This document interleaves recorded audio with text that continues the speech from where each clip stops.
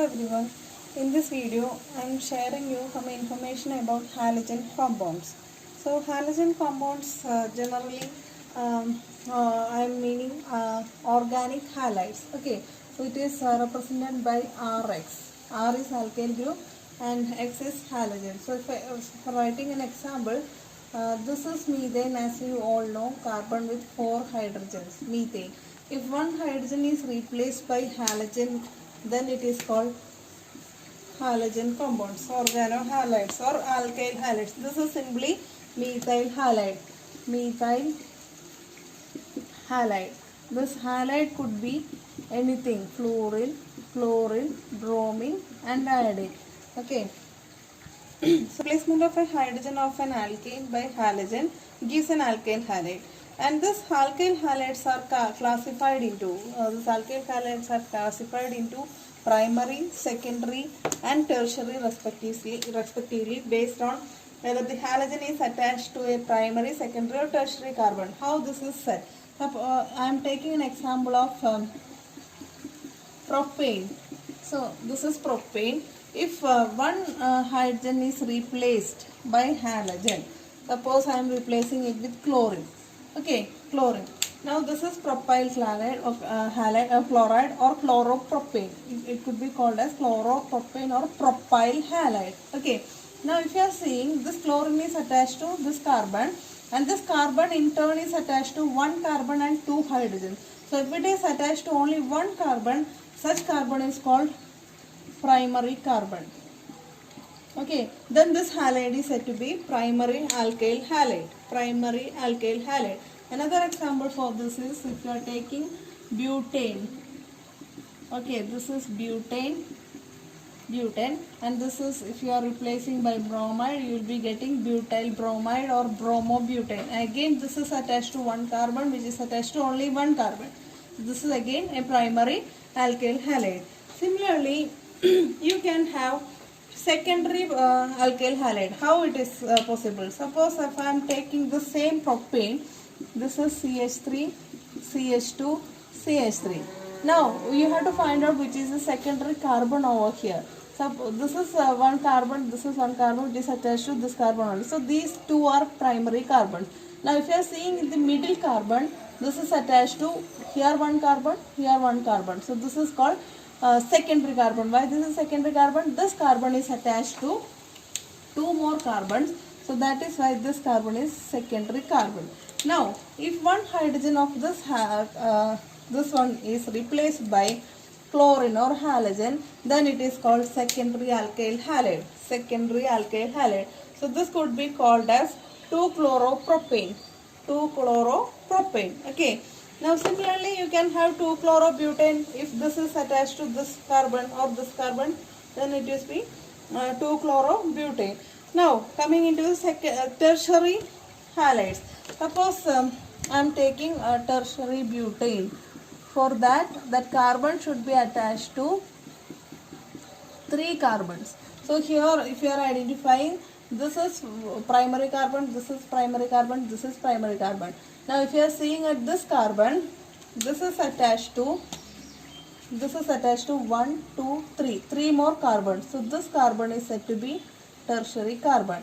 Now if this hydrogen is replaced by halogen, suppose bromine, then it is called a tertiary butyl halide. Tertiary alkyl halide. Since this is a butyl thing, this is a tertiary butyl bromide. So accordingly, to which the halogen attached carbon is attached to which, how many number of carbons, depending upon that we will be classifying into primary, secondary, and tertiary, and correspondingly you will be getting primary, secondary, and tertiary halides. Now let us look into the mechanism or preparation of alkyl halides, how these are generated. Okay, how these are prepared. So first method is from alkanes. Okay, alkanes, how will you prepare this one? By radical halogenation. Okay, so I'll explain you what is meant by radical halogenation. You might have studied in +2 classes methane upon chlorination. You will be getting mixture of chloromethane, dichloromethane, trichloromethane, and tetrachloromethane, etc. So we will see how this is happening. Halogenation of alkanes involves the replacement of one or more hydrogens. Suppose you have chlorine, sorry, methane. Methane, if you are doing halogenation using chlorine, usually this is done under light condition. For that, I will be representing as H nu, or under thermal condition.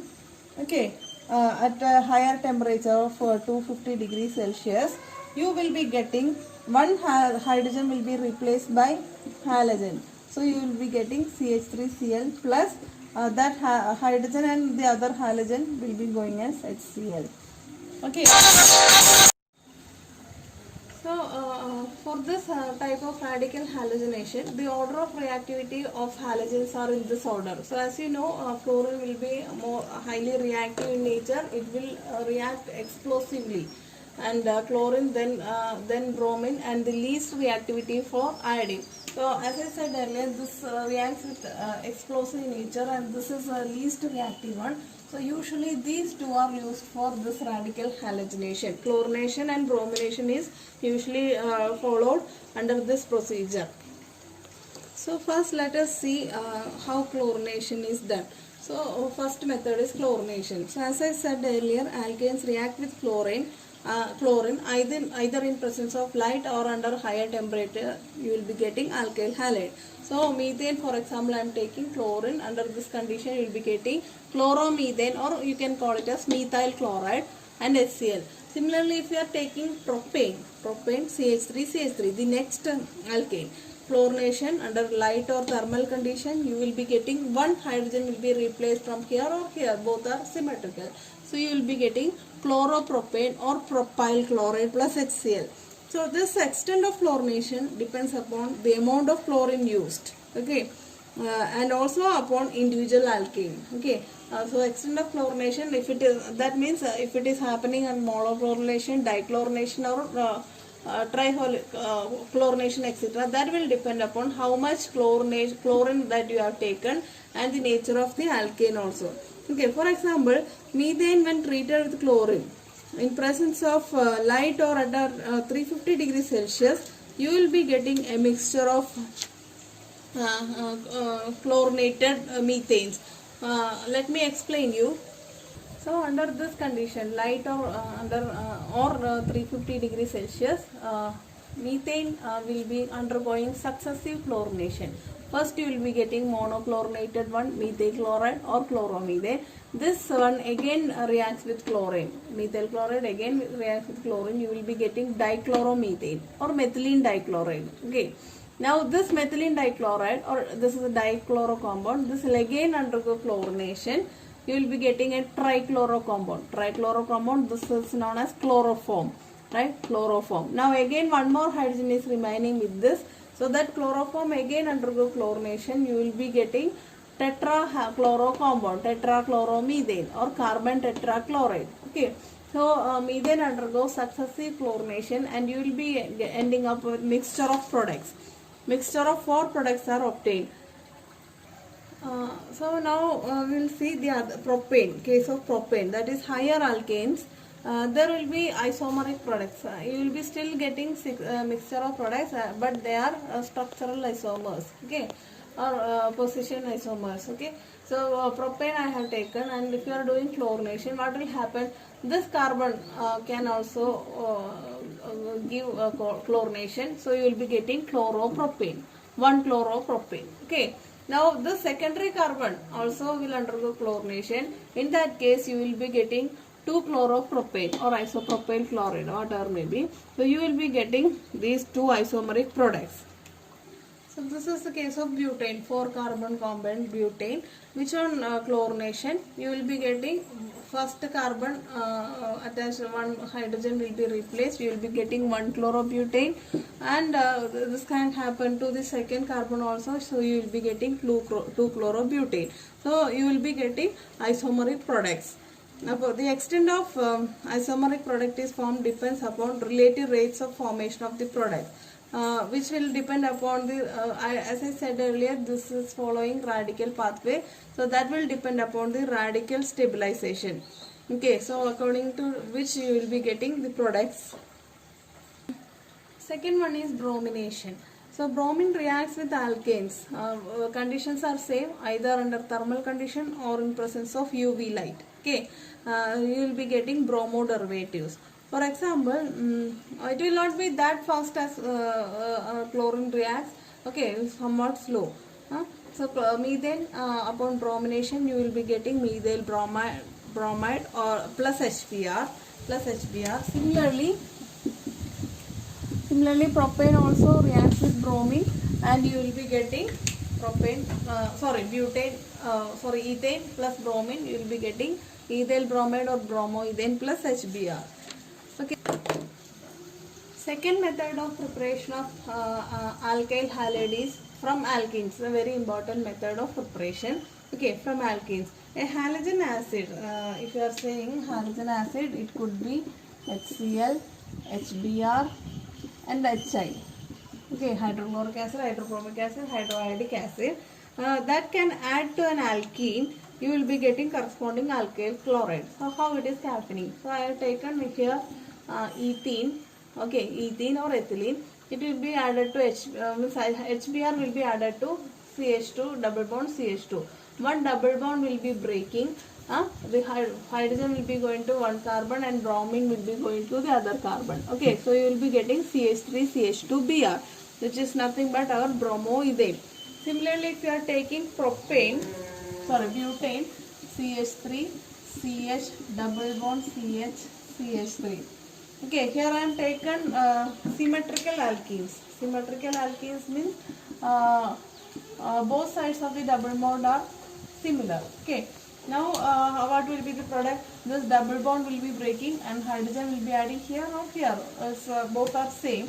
So you will be getting CH3, CH, one double bond will be breaking, and there you will be getting one hydrogen, one bromine. Okay, so this will be 2-bromo-butane. So this is the case of similar symmetrical alkenes. So both sides are okay. Here you can add H, here you can add bromine, since it is symmetrical alkene. But in the case of asymmetrical alkene, things are different. It will be according to Markovnikov's rule. So how it will be happening, let us see. So in the case of unsymmetrical alkene, as I said earlier, this will be in accordance to Markovnikov's rule. So what was Markovnikov's rule? In Markovnikov's rule, in the case of ionic addition, this is like H plus and Cl minus, and here also this pi bond will be broken. Okay, so HCl will be adding to this one. So in the case of ionic addition of unsymmetrical alkene, so this is unsymmetrical alkene. See, this is our double bond. This side of the double bond is simply CH2, and this side you have CH3. So this is unsymmetrical. Okay. So the case of ionic addition to unsymmetrical alkene, the positive part of the adding reagent will be going to the carbon containing more number of hydrogens. Positive part of reagent will be going to carbon with more number of hydrogens. What does it mean? So this is our HCl. Okay. Ionic compound. As you know, this is del minus, this is del plus. Chlorine is electronegative in nature. So this is our positive part. This will be the negative part of the reagent. Okay. So what Markovnikov's rule says, positive part will be going to carbon with more hydrogen. So this is our double bond. Okay. Site of addition. So here you have to identify the carbon in which there is more number of hydrogen. So if you are seeing over here, this carbon is having one hydrogen, this carbon is having two hydrogens. So after the breaking of double bond, this hydrogen will be going to the carbon containing more number of hydrogen. So while writing the product CH3, CH single bond CH2. Okay, so according to Markovnikov's rule, the positive part will be going to carbon containing more number of hydrogen, negative charge will be going to negative part will be going to carbon with less number of hydrogen. So this will be the product. This is called I have taken chlorine. So in the product also you have to write chlorine. So this is 2-chloropropane. 2-chloropropane. Okay. Now let us see another case of unsymmetrical alkene. Say you are taking this one, CH3. Okay. So this is 2-methyl propane. 1, 2, 3. Okay. 1, 2, 3. Second position you have methyl group. So this is 2 methyl group, propane. So if you are seeing this side of the double bond CH2 group, this side you have 2 methyl group instead of 2 hydrogens. So this is an unsymmetrical alkane. Suppose you are adding HBr into it. HBr. Adding HBr. So what will happen? You have to identify which carbon is having less number of hydrogen. This is CH3. We are breaking one pi bond and here CH2. Now identify that carbon. Suppose this carbon, it is not having any hydrogen. No hydrogens over here. And if you are seeing over here, there are 2 hydrogens. Okay. So what we have to do? This is the carbon with more number of hydrogen. So here you will be adding hydrogen. Here you will be adding the bromine. So the product, if you are writing, it would be CH3, C, CH3. Here bromine will come and this is CH3 like this. Right? So this is tertiary butyl bromide. So this is how you will be getting the product. So for a given alkene, you have to identify the carbon with more number of hydrogens. Accordingly, you have to add hydrogen to that carbon. Now there is a reactivity order for HX also. HX. So in the case of hydrogen halides, HI will be more reactive, then comes HBr, then comes HCl. Why this is happening like this? This HI will be having a greater dissociation. Okay, because of the size difference, this will be easily cleaved. That's why HI will be more reactive, then comes HBr, then comes HCl. Now there is another thing in this addition, and in the case of unsymmetrical alkene, if you are doing this addition in presence of peroxide, say benzoyl peroxide, there is something the contrary will happen. So that in that case it will follow the anti-Markovnikov rule. Okay, anti-Markovnikov addition. In that case it is known as anti-Markovnikov addition, or you can call it as peroxide effect. Peroxide effect or Kharash effect. Kharash effect. So what is happening in that case? In that case, contradictory thing is that positive part will be going to carbon with less hydrogens. That is the only thing. Less number of hydrogens. Okay. So let us see here. I have taken propane plus HCl in presence of this one, peroxide. So positive part will be going to carbon with less number of hydrogen. So here if you are having more number, here less number. So positive part will go here. So the product would be CH3, CH, CH2. Here the positive part will be going to this position. Negative part will be going to this position. So this is the anti-Markovnikov addition in presence of peroxide. Similarly, if you are taking here also, suppose I am taking benzoyl peroxide, C6 in presence of C6H5OO, C6H5, benzoyl peroxide. So again you have to identify the carbon with less number of hydrogens. So this is the carbon with less number of hydrogens. So positive part will be going over here. So in the product you will be having hydrogen over here, okay, bromine over here. So this is anti-Markovnikov addition.